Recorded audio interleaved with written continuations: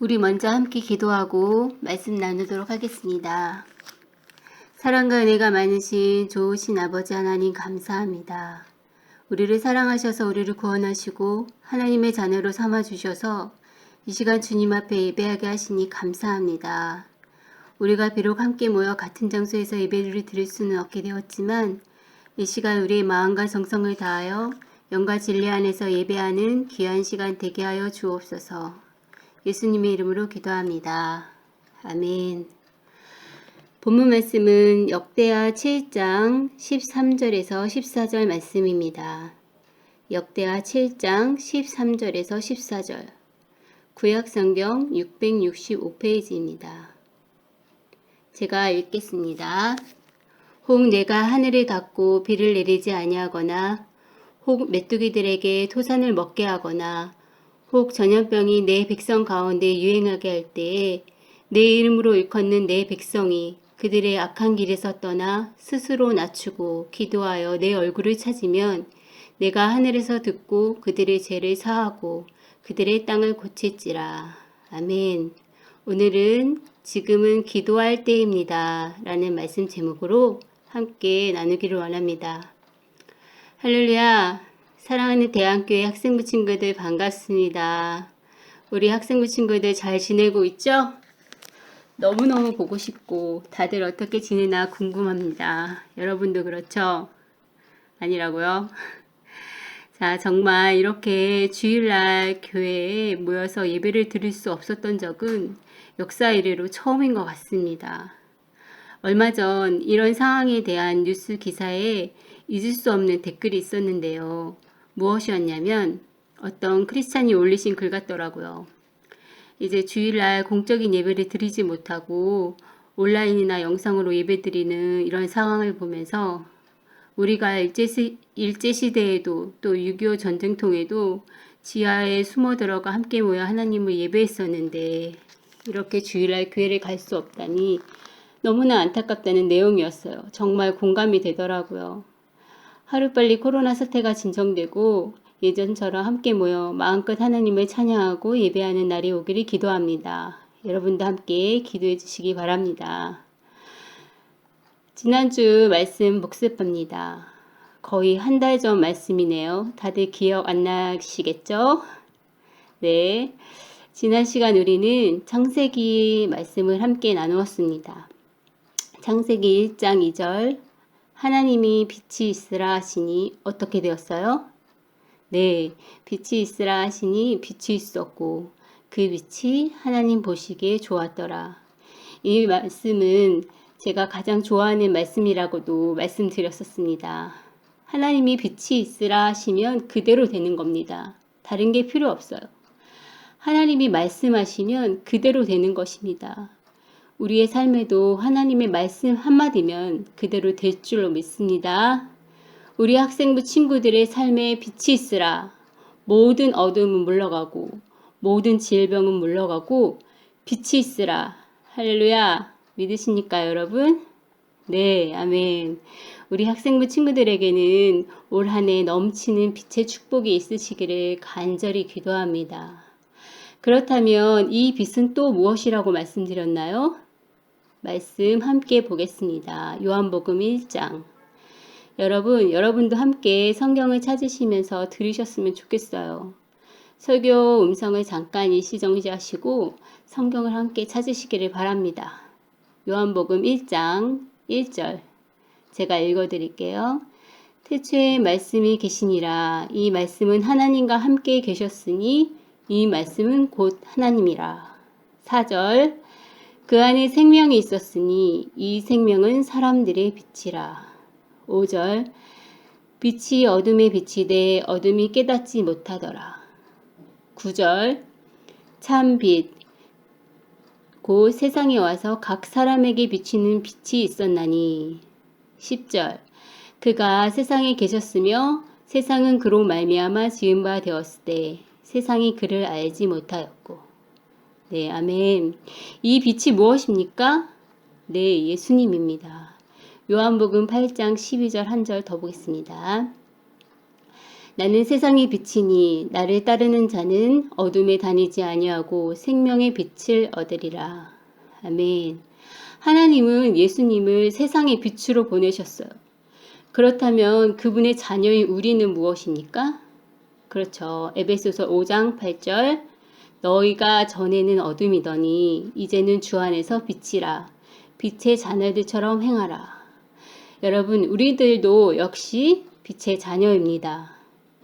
여러분, 빛은 어둠이 깊으면 깊을수록 더욱 빛을 발합니다. 여러분, 새벽에 새벽별을 본 적이 있나요? 서울에서는 별을 보기가 쉽지 않은데요. 왜냐하면 주위가 너무 밝기 때문이에요. 여러분, 밤에 철산 상합지구에 나가 보셨어요? 밤에도 환하지 않습니까? 밤새 잠들지 않는 도시에서는 밝은 별을 보기가 좀처럼 쉽지 않죠. 그런데 저희가 살던 시골에서는 정말 해가 지면 칠흑 같은 어둠이 찾아옵니다. 처음에 이사 갔을 때는 해가 지면 밖에 나가기가 무서울 정도였어요. 특히 새벽기도 갈 때 하늘을 보면 정말 하늘의 별들이 얼마나 많은지 쏟아질 것 같은 수많은 별들을 보기도 했습니다. 이처럼 빛은 주위가 어두우면 어두울수록 빛을 발합니다. 요즘 어떻습니까? 우리의 상황이 정말 어둡지 않습니까? 온 세상이 코로나 바이러스로 인해서 너무도 어둡고 혼란스러운 시기입니다. 코로나라는 전염병은 단순히 우리의 육체적인 건강만 위협하는 것이 아니라 그로 인한 경제적인 어려움, 또 정신적인 어려움까지 온 나라가 뒤숭숭하기만 합니다. 학생들은 학교도 못 가고 직장인들은 재택근무를 하고 또 마음대로 다닐 수 없는 이 모든 상황이 정말 언제쯤 끝날지 모두가 답답하고 힘겨운 하루하루를 보내고 있습니다. 여러분도 알다시피 우리나라는 신천지라는 이단 사이비 종교 집단으로 엄청난 집단 감염이 되었고 이로 인해 신천지라는 어마어마한 이단의 실체가 수면 위로 떠올랐습니다. 그래서 오늘은 이단 신천지에 대해 우리 학생들에게 얘기를 좀 해줘야 될 것 같아서 말씀을 준비했습니다. 여러분, 저도 신천지를 이미 알고 있었지만 그렇게까지 사람이 많이 모이고 어마어마한 집단인 줄은 이번에 정말 처음 알게 되었어요. 여러분, 신천지에 관한 유튜브 영상들을 보셨는지 모르겠는데요. 정말 여기가 남한인지 북한인지 이만희 교주를 향한 신도들의 모습은 마치 북한 김일성 일가를 우상 숭배하는 모습과 같습니다. 코로나가 우리의 육체에 치명적인 바이러스라면 신천지는 영적인 아주 악성 바이러스입니다. 우리가 코로나보다 더 조심해야 할 것은 이런 영적인 바이러스가 아닌가 싶습니다. 한편 저는 또한 이런 생각이 들었습니다. 저렇게 신천지 같은 이단이 이 나라에 이렇게 성장하는 동안 우리 믿는 자들은 도대체 뭘 하고 있었나 그런 생각이 들면서 하나님 앞에 너무 죄송하고 부끄럽고 회개가 되더라고요. 소금이 그 맛을 잃으며 무엇으로 짜게 하리요 라는 말씀 다 아시죠? 소금은 음식을 썩지 않게 오래 보관할 수 있는 역할을 해줍니다. 그런데 그 소금이 그 짠맛을 잃으면 어떻게 될까요? 음식은 상하고 맙니다. 이처럼 하나님은 우리를 세상의 빛과 소금으로 부르셨는데 우리는 과연 그러한 삶을 살아내고 있었나 생각하는 시간이 되었습니다. 악한 자들은 진리를 변질시키고 수많은 영혼들을 어둠의 세력으로 부패하게 하였습니다. 정말 억장이 무너지더라고요. 여러분은 어떠세요? 내일이 아니니까 나만 아니면 돼 라는 생각으로 무시하십니까?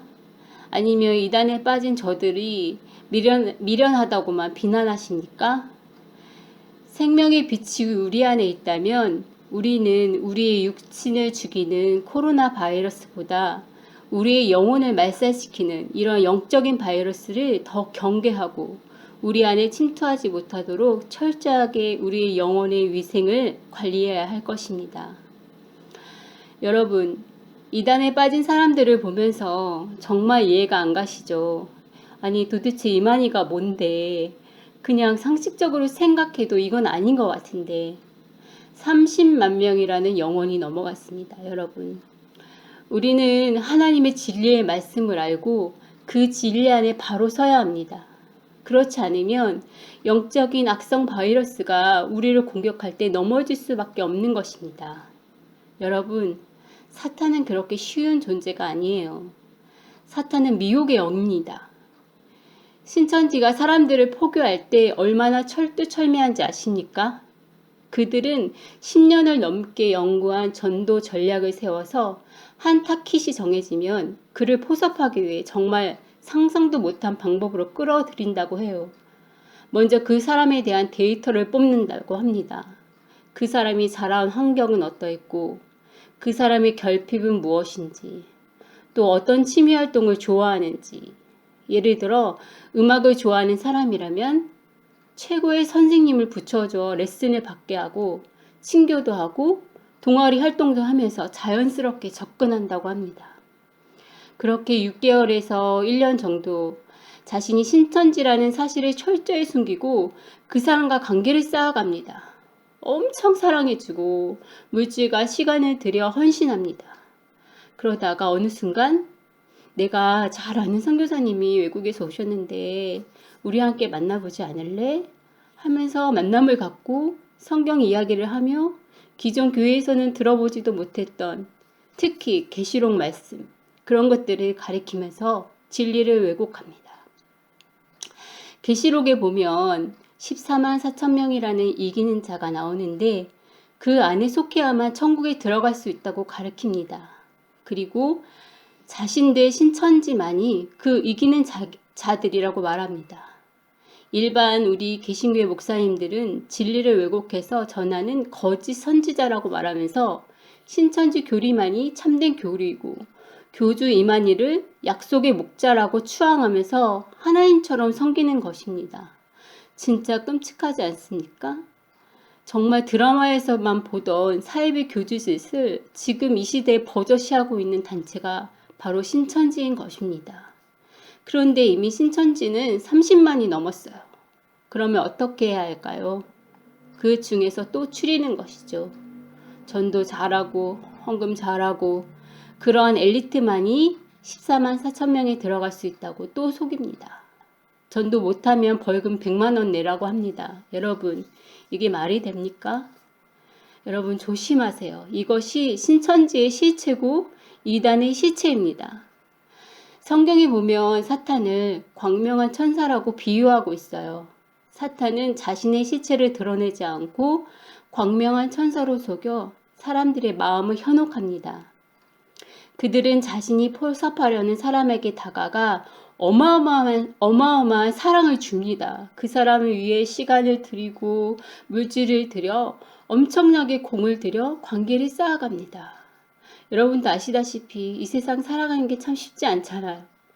그럴 때 누군가 내게 다가와서 그렇게 나를 사랑해주고 챙겨주고 아껴준다면 우리는 당연히 그 사람을 신뢰하게 되겠죠. 이 세상에 둘도 없는 친구, 둘도 없는 선배, 둘도 없는 믿음의 형제 자매로 여기게 될 것입니다. 어쩌면 여러분 주위에도 아직은 그 시체를 드러내지 않았지만 신천지인 지인이 있을 수도 있습니다. 어느 기사에 보니까 어느 학교 선생님은 제자들을 포섭하기 위해 교사가 되었다고 하더라고요. 여러분, 이단 사이비는 어디 멀리 있는 것이 아니에요. 우리 주위 어느 곳에나 있고 누구나 알 수 있는 것입니다. 다른 건 몰라도 여러분 주위에 누가 성경 공부하러 가자 그러면 반드시 의심하셔야 돼요. 부모님, 교회 선생님, 전도사님, 목사님께 반드시 말씀을 드려야 합니다. 아시겠죠? 이건 너무너무 중요하고 위험할 수 있는 일이라 여러분에게 예방주사 놓듯이 꼭 말해야겠다는 부담감이 있어서 이렇게 이야기했습니다. 자, 앞서 우리는 빛의 자녀라고 말씀을 드렸죠. 이 어두운 세대에 우리는 어떻게 살아야 할까요? 기사에 보니까 우한 지역의 어떤 크리스찬은 방화복을 입고 마스크를 나누어주며 하나님은 당신을 사랑하십니다 라고 외치며 전도한다는 이야기를 들었어요. 우리나라에도 대구의 많은 의료진들이 자원봉사자로 내려가 헌신을 하고, 또 어떤 식당 주인은 고생하는 의료진들의 도시락을 챙기고, 어떤 숙박업소 사장은 무료로 자신의 사업장을 의료진들에게 내어주고, 또 어떤 사람은 기부를 하고, 각자 자신의 위치에서 할 수 있는 일들을 찾아 빛을 발하는 인생을 사는 모습을 보았습니다. 그럼 우리가 할 수 있는 것은 무엇일까요? 오늘의 본문 말씀 다시 한번 보겠습니다. 본문 말씀 역대하 7장 13절에서 14절.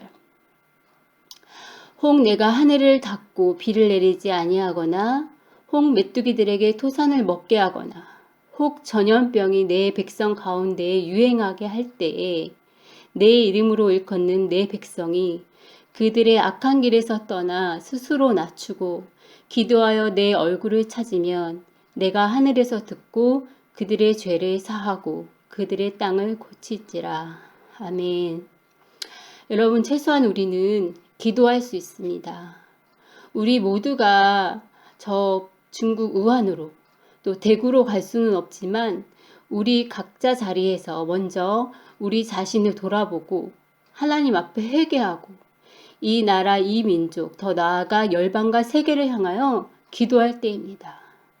우리 민족은 국가가 어려울 때마다 똘똘 뭉쳐서 그 어둠을 이겨나가는 민족입니다. 그리고 우리 크리스찬인들은 위기 때마다 모여서 주님 앞에 부르짖고 이 나라가 하나님의 나라가 되게 해달라고 울부짖으며 기도하였습니다. 그런데 지금 같은 상황에서는 함께 모여 기도할 수 없기 때문에 더 위기이고 더 힘든 시기입니다. 그러나 우리가 어디에 있든지 하나님은 기도하는 자들을 통하여 역사를 움직이시고 상황을 바꾸셨습니다.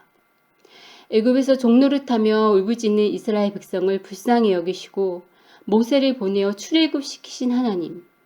하나님은 우리의 기도를 들으시는 하나님이심을 믿으시길 바랍니다. 무엇보다도 우리 모두가 각자 하나님 앞에서 돌이키고 악한 길에서 떠나 스스로 낮추고 기도하며 하나님의 얼굴을 구해야 합니다. 그러면 하늘에서 듣고 그들의 죄를 사하고 그들의 땅을 고쳐주리라. 오늘 본문 말씀을 통해서 하나님은 분명히 말씀하고 계십니다. 여러분, 요즘 마스크 다들 잘 쓰고 다니시죠? 왜 우리가 마스크를 씁니까? 그것은 우리 몸에 바이러스가 들어오는 것을 차단하기 위해서입니다. 우린 또한 영혼의 마스크를 써야 합니다. 우리의 영혼을 해하려고 들어오는 수많은 죄, 그리고 진리를 왜곡하고 속이려고 하는 이단들로부터 우리의 영혼을 지키기 위해 하나님의 말씀의 마스크를 날마다 써야 합니다. 진리의 말씀을 바로 알고 하나님의 말씀 위에 바로 서야 합니다. 여러분, 요즘 학교도 못 가고 시간 많으시죠? 아침에 일어나면 핸드폰 먼저 확인하지 마시고 잠깐이라도 기도하시고 성경 말씀 한 장이라도 읽으시길 바랍니다.